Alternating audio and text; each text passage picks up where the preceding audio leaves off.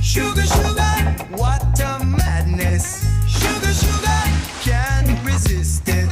Sugar, sugar, here we go. Breakfast cereal swimming in the bowl.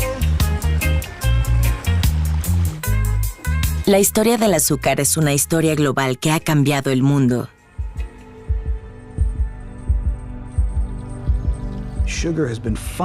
El azúcar desempeñó un papel fundamental en el colonialismo y en el surgimiento de la discriminación racial. Una historia de sudor y sangre que nos concierne a todos. En África, Europa, América y Asia. Cuando exprimes el azúcar, brota la sangre de la clase trabajadora. El azúcar, un placer agridulce.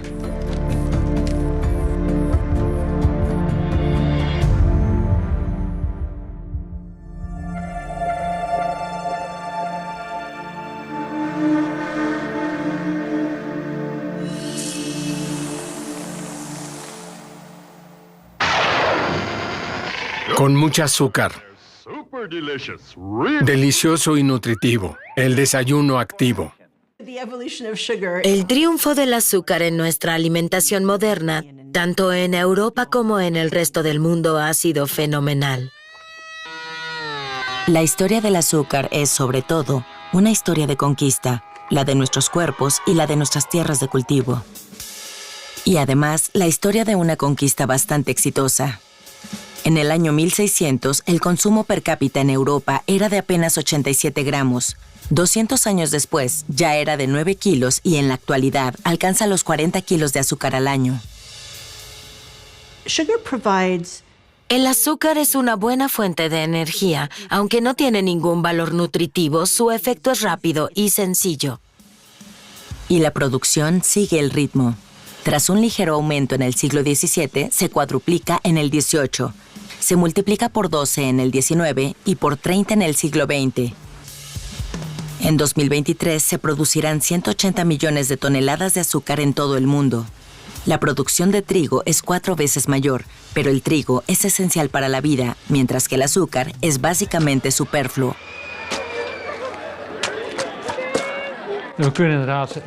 Se puede vivir perfectamente sin azúcar. Durante la mayor parte de la historia de la humanidad, el azúcar no existía.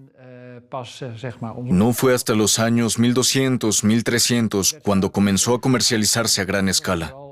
Primero en la India, China y Egipto.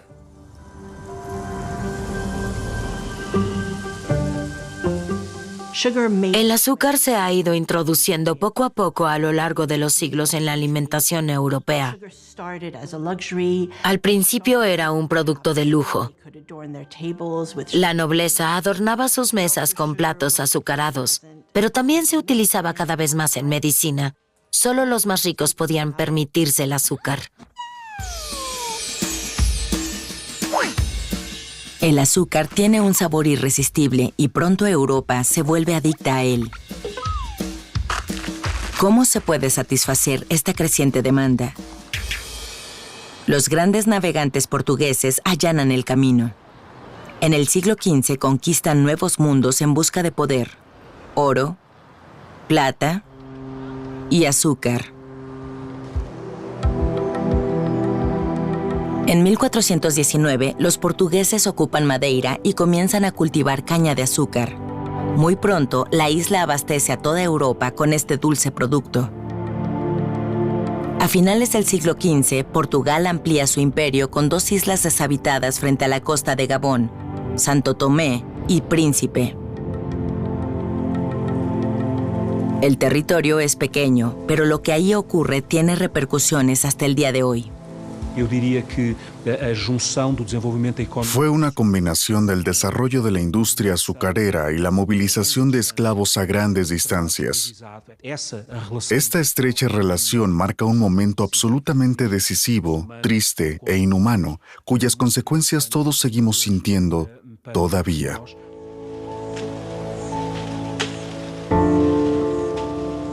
Para el cultivo de caña de azúcar y su procesamiento en cristales de azúcar que se exporta en Europa, Miles de hombres y mujeres de la costa occidental africana son capturados, trasladados a la fuerza a la isla y esclavizados.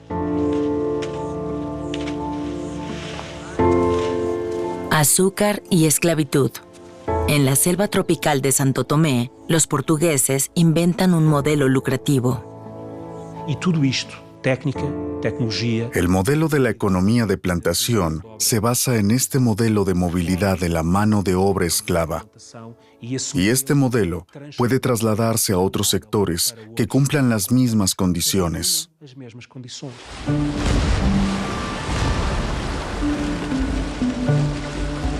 Cristóbal Colón también lo sabe. En 1493, un año después de su primer viaje a América, el explorador vuelve a cruzar el Atlántico por encargo de la corona española. Su destino es la isla caribeña de La Española, que debe colonizar. A bordo de su barco, plantas de caña de azúcar. Tras plantarse la primera caña de azúcar, pronto surgió todo un complejo de plantaciones, el inicio de la producción de azúcar y caña de azúcar en el Nuevo Mundo.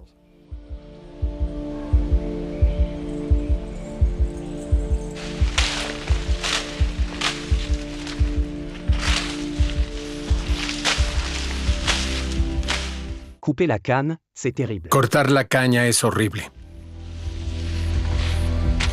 Regarde ça, regarde comme... Miren mis manos. 500 años después, en La Española, que hoy comprende Haití y la República Dominicana, se sigue produciendo azúcar en grandes cantidades.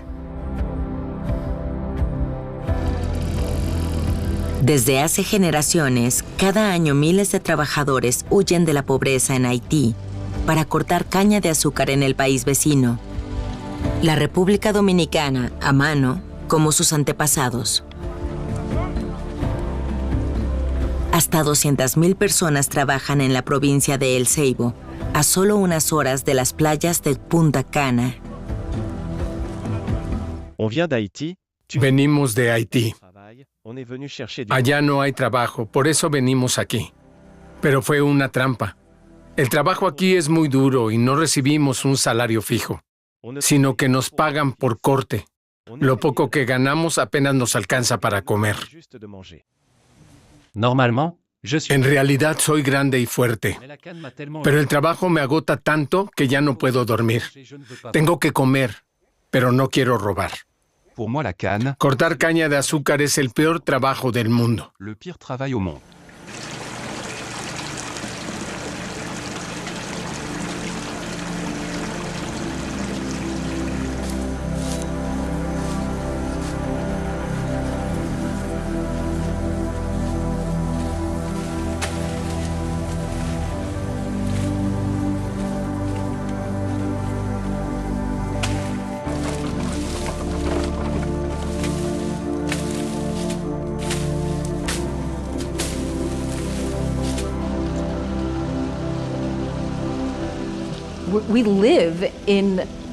Nuestro mundo depende de la industria azucarera.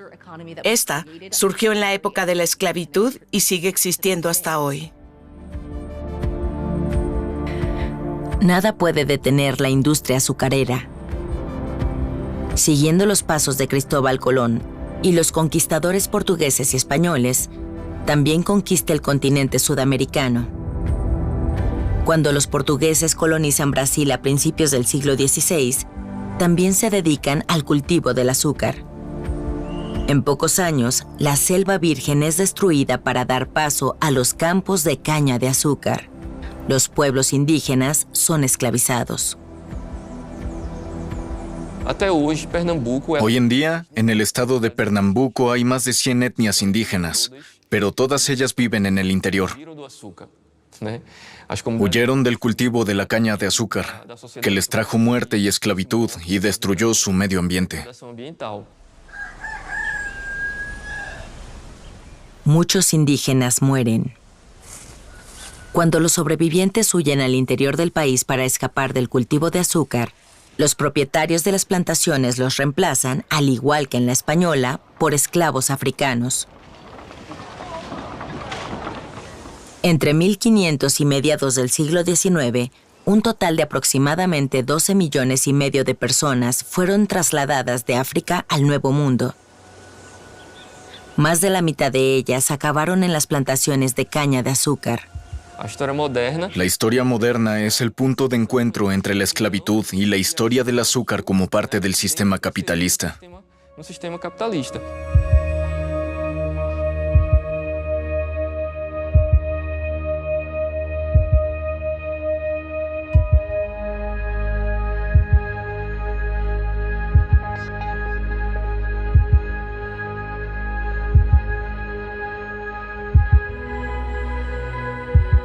Es una economía extractivista que exige y obliga a extraer mano de obra, seres vivos, cuerpos de hombres y mujeres africanos a los que se esclaviza, y todo es para finalmente proveer un bien de consumo que era de lujo al principio, como el azúcar, en los mercados europeos. En el siglo XVI comienza un floreciente comercio triangular. Entre las costas de África, las plantaciones americanas y los puertos europeos circulan personas, azúcar y dinero. Es también el comienzo de la globalización, y Europa se beneficia de ello.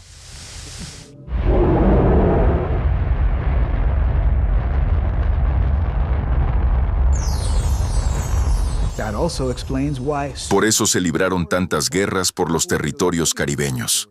Ahí, principalmente los franceses y los británicos producían azúcar, pero también los holandeses. A cada uno su parte del oro blanco. Francia e Inglaterra tampoco se quedan sin nada. Tras los conflictos bélicos del siglo XVII, España pierde influencia. Las islas del Caribe cambian de dueño, pero no de destino. El cultivo de azúcar se mantiene. En las décadas de 1620 y 1630, las islas del Caribe quedaron gradualmente bajo control francés. Primero San Cristóbal, luego Guadalupe y Martinica. A finales del siglo XVII, Saint-Domingue, conocido también como Santo Domingo francés, que se convirtió en la perla de las Antillas. En 1697, España cede a los franceses la parte occidental de la isla La Española, que más tarde se convertiría en Haití. Bajo el nombre de Saint-Domingue, la zona se convierte en el mayor productor de azúcar del mundo. Una auténtica revolución azucarera se extendió desde Brasil por el Caribe y dominó la región en el siglo XVIII.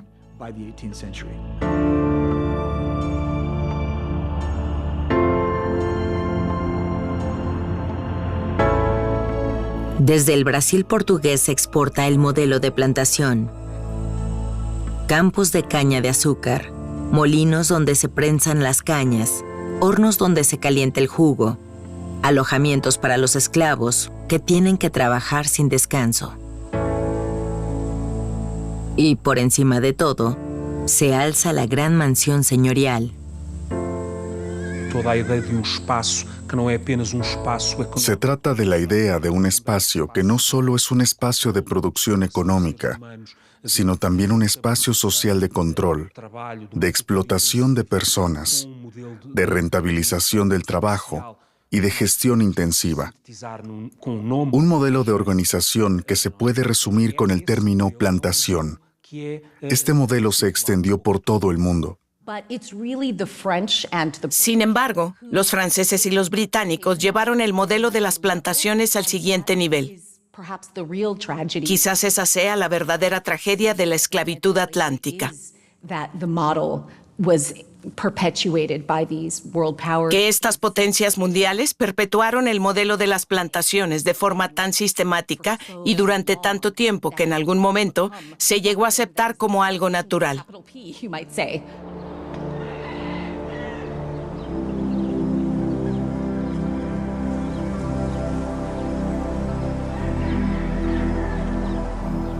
El modelo de plantación como norma. En la República Dominicana, el modelo se ha mantenido hasta hoy. En la provincia de El Ceibo, Una empresa azucarera, Central Romana, posee el 70% de la tierra, según una organización humanitaria local. En medio de los campos de caña de azúcar, las aldeas de esclavos han dado paso a los bateyes, los asentamientos propiedad de las empresas en los que viven los trabajadores haitianos y sus familias. Non, je ne me sens No me siento bien. parce qu'on travaille. Cortar caña de azúcar es un trabajo duro, On coupe la canne. sobre todo cuando el sol quema o cuando llueve. Il pleut. Entonces llegamos a casa y todo está mojado porque el techo tiene goteras. Le chef, il nous maltraite dans ce travail. El jefe nos explota, C'est comme pero si necesito el trabajo. et que tu y retournais. Es como si volviéramos a ser Tu esclavos. es toujours en esclavage, mais mentalement, tu ne le es plus. Físicamente hacemos un trabajo de esclavos, pero no pueden controlar nuestros pensamientos. El azúcar era un pecado mortal. Desempeñó un papel importante en la conquista de América, en el auge de las potencias coloniales europeas y en el surgimiento de la discriminación racial que persiste hasta el día de hoy.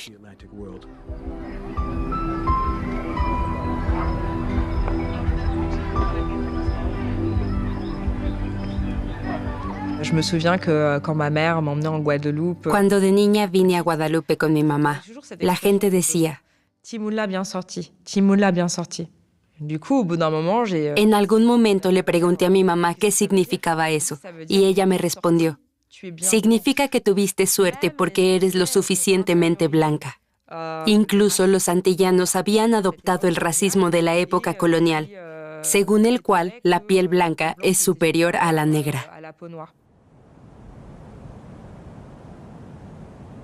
Si on lit les récits... En los informes misioneros de Jean-Baptiste Labat o Jean-Baptiste Dutertre, también se encuentran los estereotipos del negro apestoso o perezoso.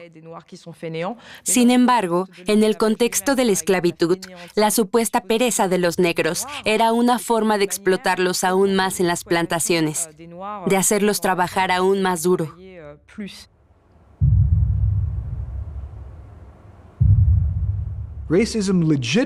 El racismo legitima todas estas formas de violencia con las que se oprime, explota y despoja de su dignidad a las personas.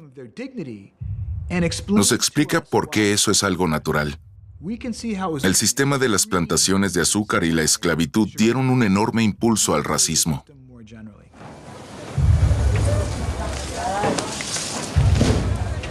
Cuando trabajamos en las fábricas de azúcar y la trituradora nos aplasta los dedos, nos cortan la mano. Cuando intentamos huir, nos cortan la pierna. A mí me han pasado ambas cosas. Ese es el precio del azúcar que ustedes consumen en Europa.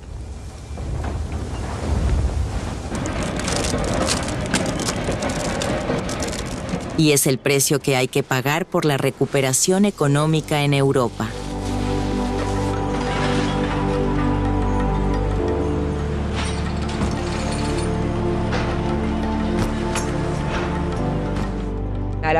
A finales del siglo XVIII, casi todas las familias francesas estaban relacionadas con el comercio colonial.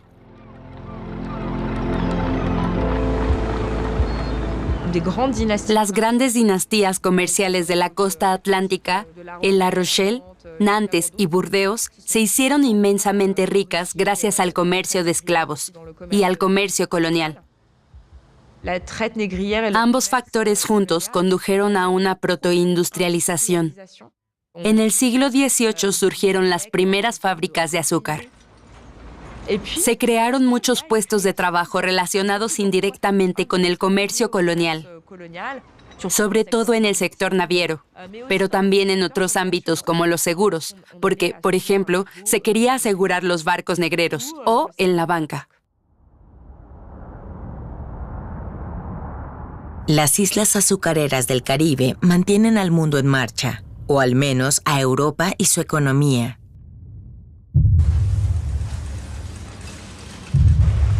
Desde finales del siglo XVIII, los negocios van tan bien que los propietarios de las plantaciones pueden invertir en sus países de origen. Tienen el capital, los bancos y las redes.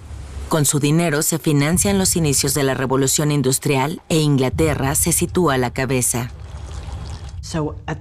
En un principio, el azúcar fue el motor de esta revolución económica, pero también se convirtió en otro tipo de motor. No solo hay que financiar las fábricas, sino también alimentar a quienes las mantienen en funcionamiento. El nuevo proletariado llega en masa del campo a las ciudades para vender su fuerza de trabajo. Jornadas laborales largas, salarios miserables. Para aguantar, estas personas necesitan energía, calorías que sean rápidas, fáciles de obtener y baratas. Azúcar.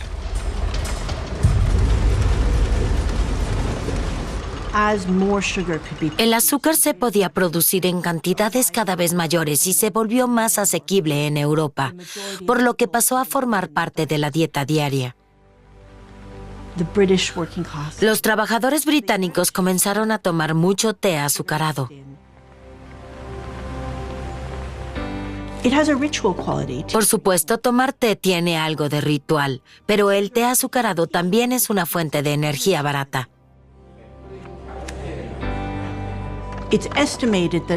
Se estima que la clase trabajadora consumía más azúcar que, por ejemplo, la clase media. El consumo de azúcar se convirtió en un rasgo distintivo dentro de la sociedad. El azúcar pasó gradualmente de ser un producto de lujo para los ricos a una fuente de energía barata y poco saludable con la que se podía alimentar a las personas que no podían permitirse nada mejor. El azúcar se cultivaba ahora con la energía de los trabajadores africanos esclavizados y transportados.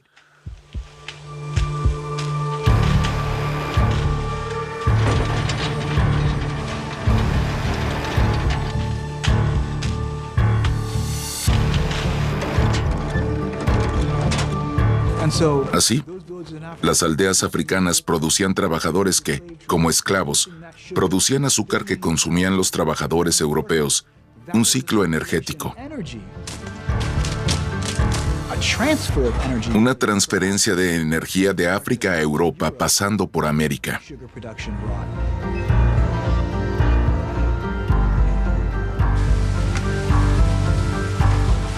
El azúcar, producido por esclavos africanos, alimenta a los pobres de Europa. Esa es la fórmula de crecimiento del mercado azucarero. A finales del siglo XVIII alcanza su apogeo. ¿Qué puede detenerlo ahora? El 14 de agosto de 1791 marca el inicio de la Revolución Haitiana.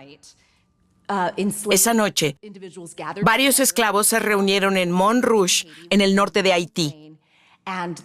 Trazaron un plan para rebelarse juntos contra sus opresores. Y lo llevaron a cabo.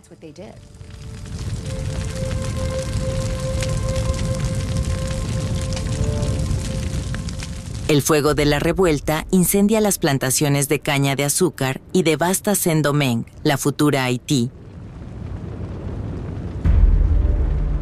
La colonia más rica de Francia, con la mayor producción azucarera del mundo y alrededor de 500,000 de esclavos y esclavas africanos.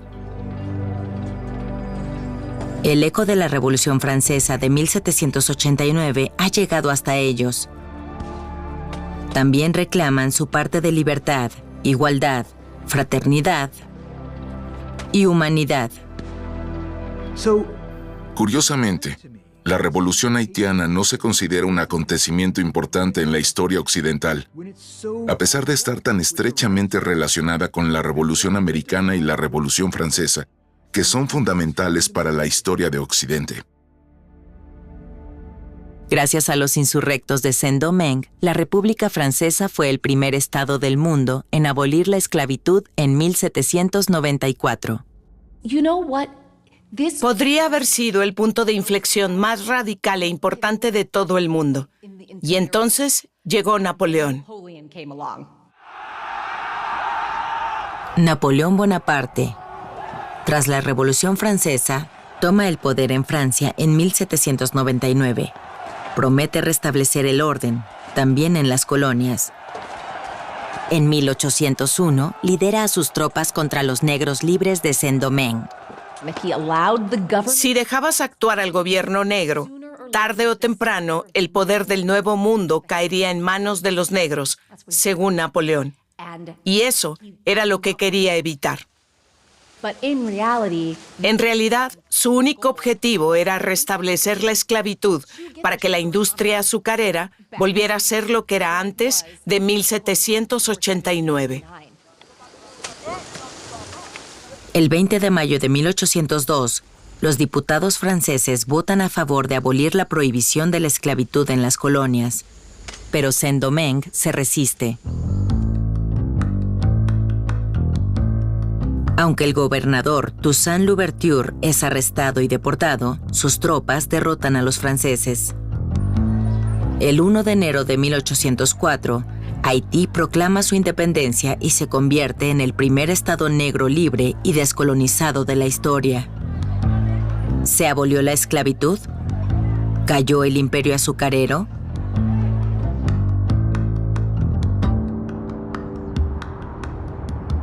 En absoluto.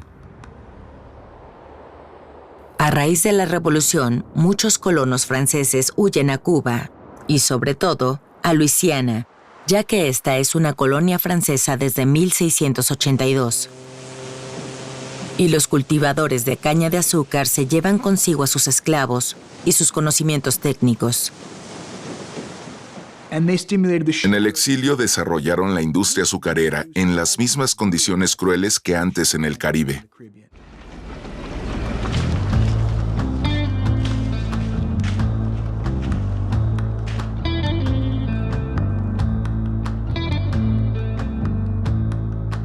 Gracias a las plantaciones y la esclavitud, la industria azucarera florece a orillas del Mississippi. Pero esta vez sin Francia. Napoleón ha perdido Saint-Domingue. Inglaterra desafía a su flota naval y él debe conquistar Europa. En 1803 abandona su sueño de un imperio en América y vende Luisiana a Estados Unidos por $15 millones. Con ello, estos duplican su territorio. Muy pocos estadounidenses saben que su país debe su expansión por la costa este a la revolución haitiana. La ironía es que con la expansión hacia Luisiana, también se expandió la esclavitud. Así pues, al final de la esclavitud en la actual Haití, provocó un aumento de la esclavitud en Estados Unidos. Inglaterra es la primera potencia colonial en prohibir el comercio de esclavos en 1807, antes de abolir por completo la esclavitud en sus colonias en 1833.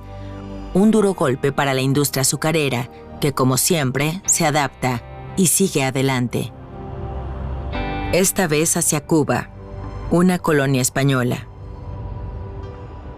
El caso español es curioso en la medida que cuando la esclavitud entra en crisis en otros territorios, en Cuba se expande vinculado precisamente al desarrollo de la plantación azucarera.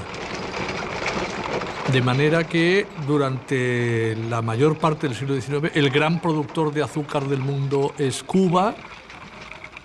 Cuba es, como decimos en castellano, la gallina de los huevos de oro, y buena parte de la riqueza, tanto privada como pública de España, depende de la Cuba azucarera, de la Cuba esclavista.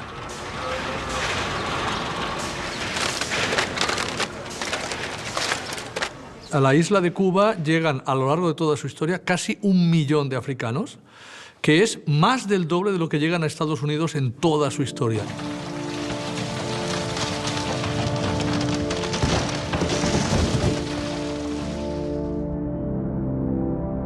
De hecho, en 1886, España es uno de los últimos países en abolir la esclavitud en sus colonias, mucho después de Inglaterra, Francia, Estados Unidos y Portugal.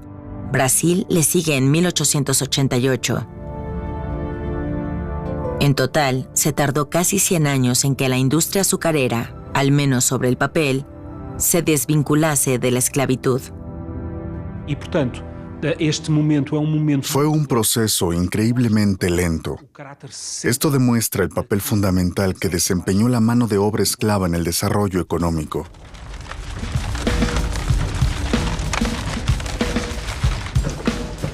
Todos los involucrados tienen claro que sin la mano de obra esclava, la producción colonial de azúcar se derrumbaría. Este sector económico tan vulnerable se está quedando sin aliento en un mercado más competitivo que nunca. Y es que la caña de azúcar recibe competencia. Es originaria de Europa, se adapta al clima centroeuropeo y ya no requiere esclavos, ya que desde 1799 se puede producir azúcar industrialmente a partir de ella. Estamos hablando de la remolacha azucarera. A finales del siglo XIX, la mitad del azúcar mundial se obtenía de la remolacha azucarera. Los cultivadores de caña de azúcar de las colonias se ven en apuros. ¿Cómo pueden mantener la rentabilidad de sus explotaciones sin esclavos y con la competencia de los tubérculos? ¿Invertir? ¿Pedir un préstamo? ¿Reestructurar la explotación?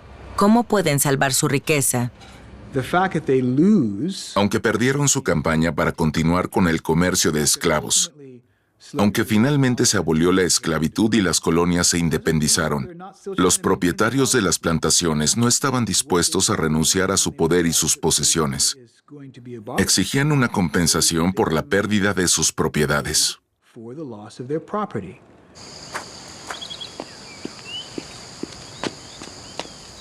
Para endulzar a los cultivadores de caña de azúcar el fin de la esclavitud, Inglaterra y Francia exigen indemnizaciones a las colonias. Los esclavos se quedan sin nada. Se consideraba que había que hacer justicia a los esclavistas expropiados, precisamente a ellos. Para los antiguos esclavos, concederles la libertad era suficiente justicia. Esto es bastante cuestionable. En 1825, Francia obliga a Haití a pagar una indemnización de 150 millones de francos a los antiguos plantadores de Saint-Domingue, como precio por el reconocimiento diplomático de su independencia. Para reforzar su exigencia, buques de guerra franceses bloquean el puerto de Puerto Príncipe. Haití se ve obligado a pedir prestado el dinero a bancos franceses a tipos de interés exorbitantes. Esto significa una doble deuda. Más tarde la suma se reduce a 90 millones de francos, pero los reembolsos y los intereses endeudan a Haití durante más de un siglo. La última cuota no se paga hasta 1947.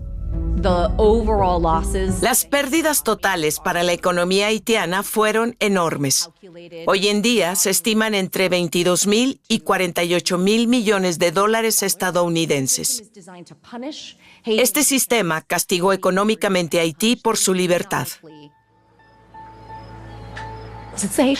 La población sigue sufriendo las consecuencias de esta política hasta el día de hoy.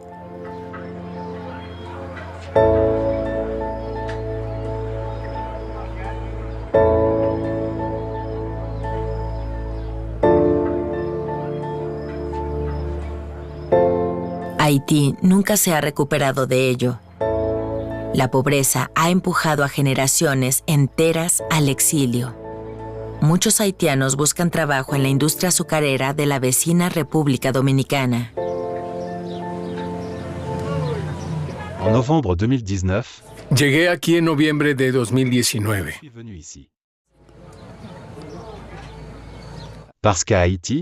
En Haití no hay seguridad. Los bandidos disparan, la gente muere. Tenemos que irnos.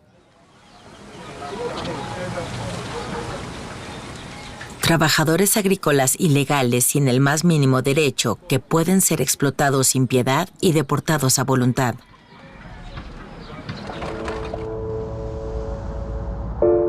En el mundo del azúcar, la libertad tiene un alto precio. Después de que los propietarios de las plantaciones doblegaran a Haití, en 1849 le siguieron otras colonias. Esta vez, Francia pagó.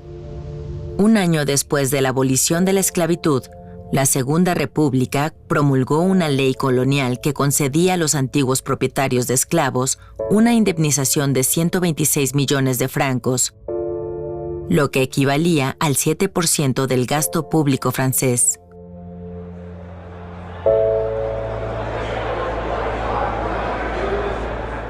El dinero que recibían los esclavistas lo volvían a invertir en la economía.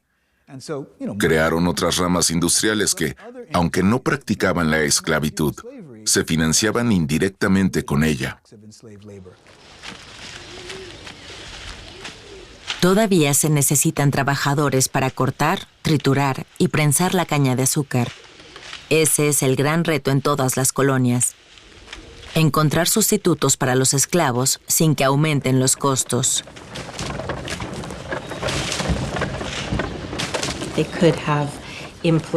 Podrían haber contratado a los esclavos liberados de forma regular, pero estos tenían ideas muy claras sobre las condiciones en las que estarían dispuestos a trabajar. Y eso no les convenía a los granjeros, que querían trabajadores controlables.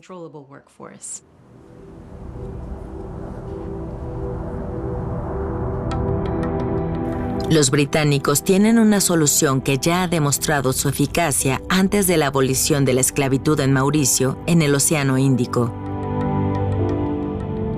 Contratan a trabajadores pobres y sin formación en la India, que en aquel entonces también era colonia británica. Además, contratan a chinos de Singapur. Estos llamados culíes se comprometen por contrato a trabajar durante 3, 5 o incluso más años en las plantaciones a cambio de un salario bajo, con alojamiento y comida incluidos. El viaje de regreso, si lo hay, lo pagan ellos mismos. Nace un nuevo sistema de servidumbre. El contrato de servidumbre, que los ingleses introducen en todas sus colonias. Los franceses siguen su ejemplo. El contrato de servidumbre era un sistema mediante el cual se obligaba a determinados grupos de población a trabajar. La servidumbre se movía en la frontera entre la esclavitud y la libertad. Aunque este tipo de contrato tenía una duración limitada de 5 años, había muchas personas que se veían obligadas a quedarse durante décadas. Tenían deudas con la plantación, ya fuera por la compra de alimentos o de cosas menos saludables como el ron.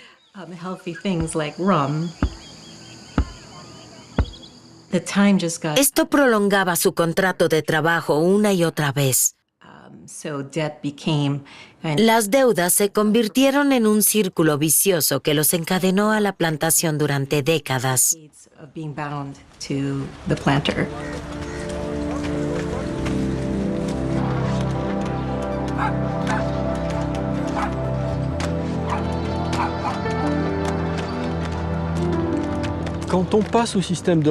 Con la transición al sistema de servidumbre, las condiciones de trabajo y de vida siguieron siendo las mismas, salvo por el concepto de libertad. Las personas vivían prácticamente en los mismos alojamientos y el ritmo de trabajo apenas cambió. Se seguía hablando de señores y sirvientes. Son estigmas de una sociedad, de una mentalidad que persistió tras la abolición de la esclavitud.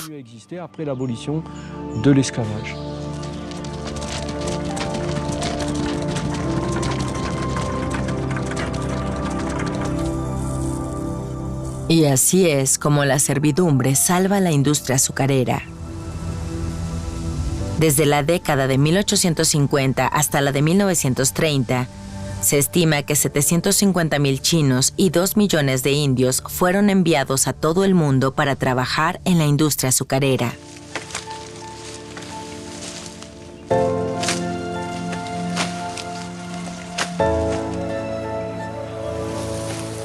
En la República Dominicana, el tiempo parece haberse detenido. En las enormes plantaciones de Central Romana, Los cortadores de caña de azúcar haitianos nunca han sido dueños de su destino. Hoy en día, los descendientes de los esclavos africanos de Saint-Domingue no tienen más derechos que los culis indios y chinos de antaño.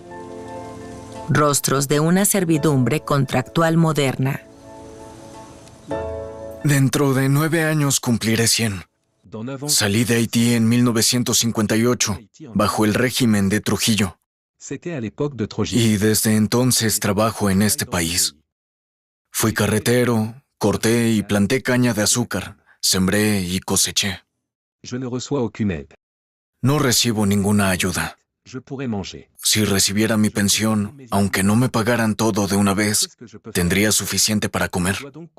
Mírame, siempre fui fuerte, ahora estoy muy delgado. El Estado automáticamente le extrae sus prestaciones laborales a esos trabajadores y no le devuelve a esos trabajadores cañeros sus pensiones y también ni sus liquidaciones que le corresponde como trabajadores.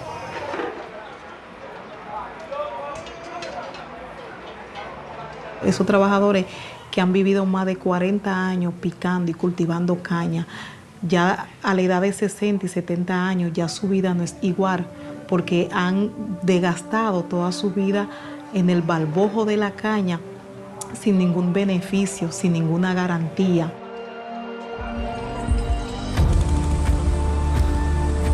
Esto pasa desde hace 5 décadas, sin que se vislumbre un final. La industria azucarera siempre se ha beneficiado, ya sea de la abolición de la esclavitud o de los cambios en el mercado. A principios del siglo XX, la producción de azúcar aumenta rápidamente y desde entonces no ha dejado de crecer. Pronto, otra potencia emergente se apodera del mercado: Estados Unidos. Un nuevo horizonte, nuevas ganancias, un nuevo imperio por conquistar.